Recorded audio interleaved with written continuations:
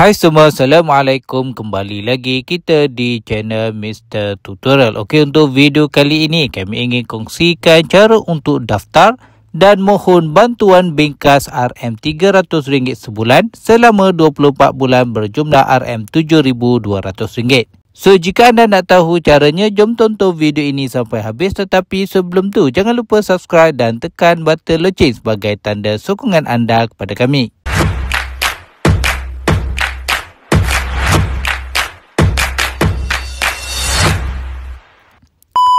Okey, pertama sekali anda perlu buka Google di telefon anda. Dan kemudian di paparan Google ini anda perlu membuat carian dengan type je di sini Bingkas Selangor. Lepas tu akan keluar hasil carian ini. Anda pilih yang ini, Bingkas Selangor ini. Dan kemudian akan keluar paparan website Bingkas ini. So di sini anda klik je pada bahagian daftar sekarang ini.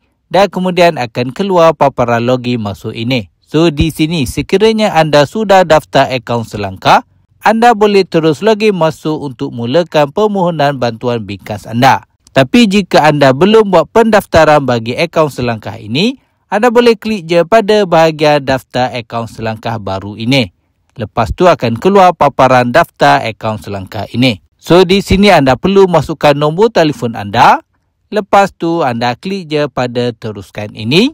Dan kemudian akan keluar paparan pendaftaran akaun ini. So, di bahagian ini anda perlu masukkan maklumat nama penuh anda di bahagian sini. Dan anda perlu ciptakan kata laluan bagi akaun Selangkah anda. Lepas tu anda perlu masukkan sekali lagi kata laluan yang anda ciptakan tadi di bahagian ini sebagai tujuan pengesahan. Lepas tu anda perlu masukkan alamat email anda di sini. Lepas tu anda scroll ke bawah sikit. Dan di bahagian sini anda perlu masukkan maklumat lain iaitu nombor kad pengenalan anda. Lepas tu anda perlu masukkan maklumat alamat rumah anda di bahagian sini. Lepas dah siap semuanya, anda klik je pada bahagian daftar ini. Lepas tu akan keluar paparan nombor OTP ini. So anda akan terima satu SMS yang mengandungi nombor OTP. So anda perlu masukkan nombor OTP yang anda terima tadi di bahagian ini. Lepas tu anda klik pada sahkan OTP ini. Lepas tu akan keluar paparan permohonan ini. So di sini anda perlu masukkan maklumat peribadi anda untuk mulakan permohonan bantuan ini. So anda scroll ke bawah sedikit dan di bahagian ini anda akan nampak maklumat anda. So anda perlu klik je pada bahagian negeri kelahiran ini untuk anda masukkan maklumat negeri kelahiran anda.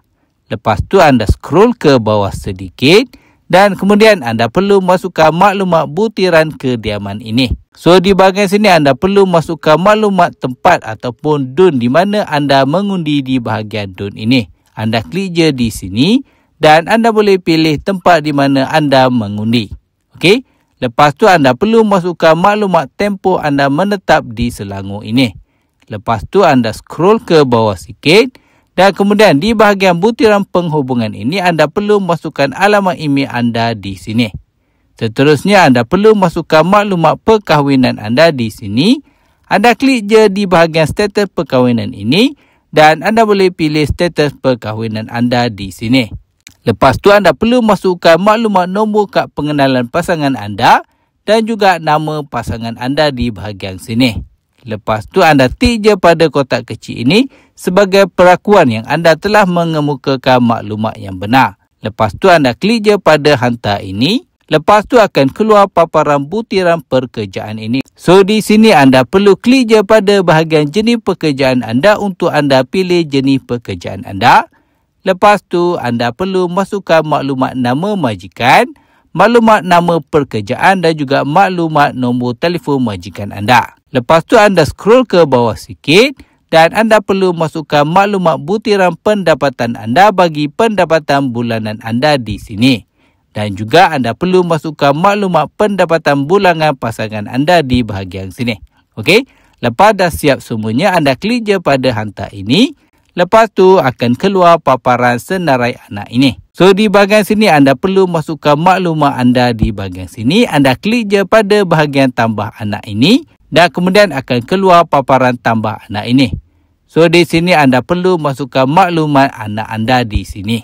Lepas selesai semuanya, Anda klik je pada hantar ini dan kemudian akan keluar paparan maklumat bantuan ini. So di sini anda perlu tik je pada mana-mana jenis bantuan yang anda telah terima ataupun sedang diterima oleh anda secara bulanan. Lepas tu anda klik je pada hantar ini dan kemudian akan keluar paparan senarai semakan dokumen ini. So di bahagian sini anda perlu lampirkan semua maklumat dan semua dokumen sokongan yang diminta. Okey? Lepas dah lampirkan semua dokumen yang diminta, anda klik je pada hantar ini. Lepas tu akan keluar paparan perjanjian perlindungan data peribadi ini. So di sini anda hanya perlu tik je pada kotak kecil ini sebagai tanda perakuan yang anda telah mengemukakan maklumat yang betul. Lepas tu anda klik je pada hantar ini dan kemudian akan keluar paparan status permohonan ini. So di sini anda akan nampak permohonan anda telah dihantar dan manakala status di bawah sini anda akan nampak permohonan anda di dalam proses semakan. So anda perlu tunggu proses semakan tersebut. So anda boleh semak permohonan anda di aplikasi Selangkah nanti. So anda perlu download aplikasi Selangkah dan semak permohonan anda. So senangkan caranya. Jadi sekian ini saja perkongsian kami untuk kali ini. Jangan lupa subscribe dan tekan button loceng sebagai tanda sokongan anda kepada kami. Jumpa lagi dalam next video. Assalamualaikum.